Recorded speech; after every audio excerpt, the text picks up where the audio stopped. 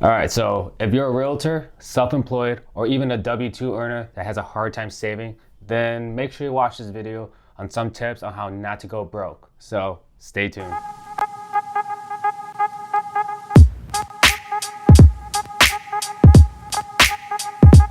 What is going on, everyone? Peter Hang here with another Let's Talk Real Estate Sunday.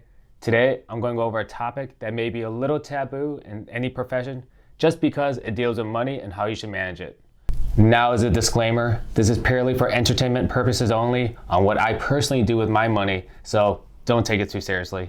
But let me give you some background why I'm even making this video to begin with. And that's because there's a guy on my real estate Facebook group that I follow, and he posted how he lost a deal nearing $500,000 and now is about to lose out on a multi-million-dollar one and doesn't even know if he can pay his mortgage now. Which got me thinking, how bad with money do you have to be with to begin with if you're getting those kind of deals and you're worried about if you can pay your mortgage? Now, I know I may be being a little hard on him because I don't know what type of hardships he's facing. 2020 was a pretty bad year for a lot of people. But honestly, the first thing that comes to my mind is that he's living a lifestyle way beyond his means and it's finally catching up to him.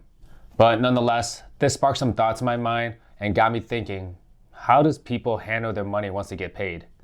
Because I'm not gonna lie, but being a realtor is great when you get paid.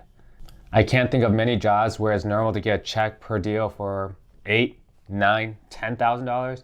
And if you're a luxury realtor, then you'd be getting $20,000, $30,000 checks. So it's understandable why some people splurge a little bit to congratulate themselves on all their hard work.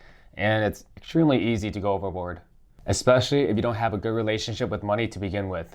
Then no matter how much money you make, you'll always abuse it and there'll never be enough. Just take a look at lottery winners, for example. A good chunk of them end up going bankrupt. And it's gone. But before all the financial gurus out there yell at me for saying what I'm about to say later throughout this whole video, what I'm about to propose is for all the newbie commission earners out there. The ones that are not comfortable getting the large amount of cash all at once. And I know there's a lot of different ways to be financially smart and how you can grow your money by leveraging into other ventures and deals. But I recommend starting off with a safe way, and once you get more comfortable and stable with this new lifestyle, then you can start taking some bigger risk. And the first thing you should do before you even get your commission check is to budget, especially if you're self-employed and you don't know when your next commission check will be. And if you don't budget, then the money will disappear faster without you realizing it. Then you may become that guy in my real estate group that's afraid that he can't pay his mortgage next month. But it's okay if you don't know where to start. There's a very simple and easy free budget calculator called Every Dollar. You can go on their website or download the app, whatever is the most convenient for you. But basically, it helps you figure out everything that you need to spend in a given month with your needs and your wants. And now they have a baseline number of what you spend each month. It'll be a good reference point whenever you get a new deal, since the first thing we usually do is calculate how much we're gonna get paid.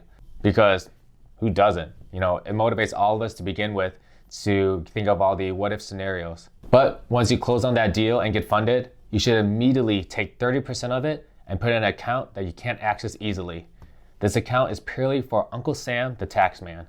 Now, you may not need the full 30% when it comes to tax time because of all your work-related deductions, but it's better to have extra than to be under.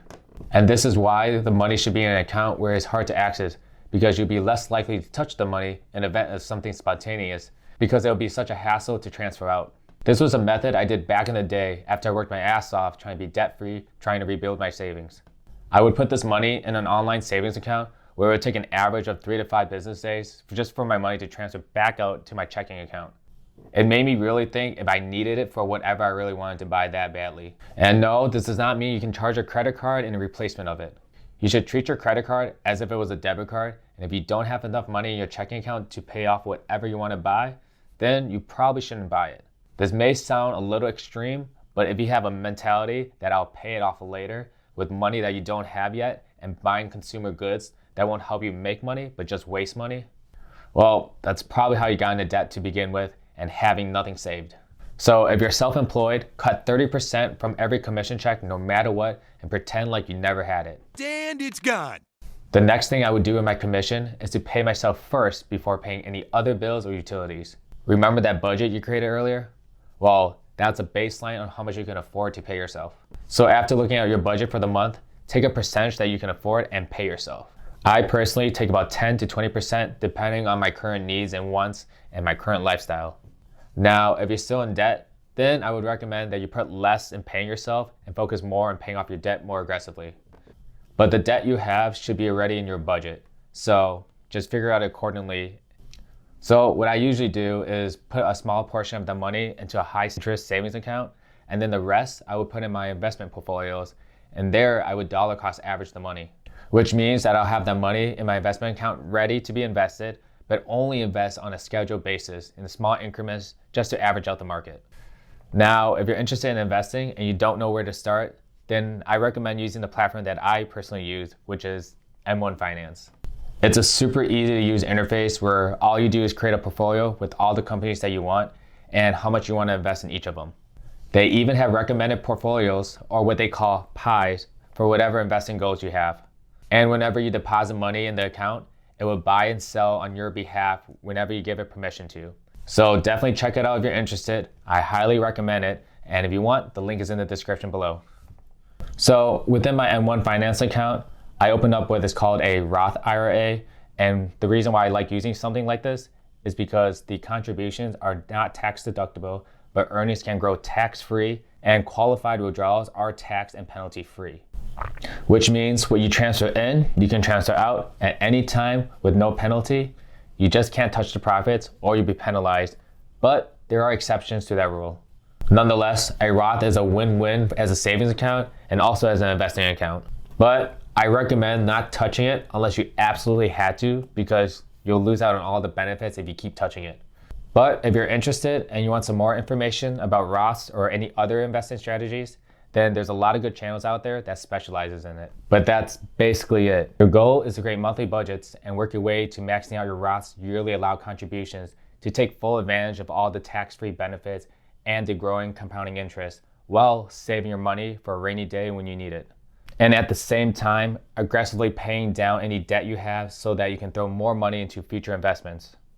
So if you follow these steps, you'll be more financially literate and confident, and you soon be on your way to leveraging your money in either in stocks or buy your own investment properties and have the money work for you and not the other way around. And if you find it difficult to do any of these steps because you don't have enough deals coming in, then you may have to suck it up a little bit and pick up a part-time job and downgrade your lifestyle just a little bit until you find your rhythm.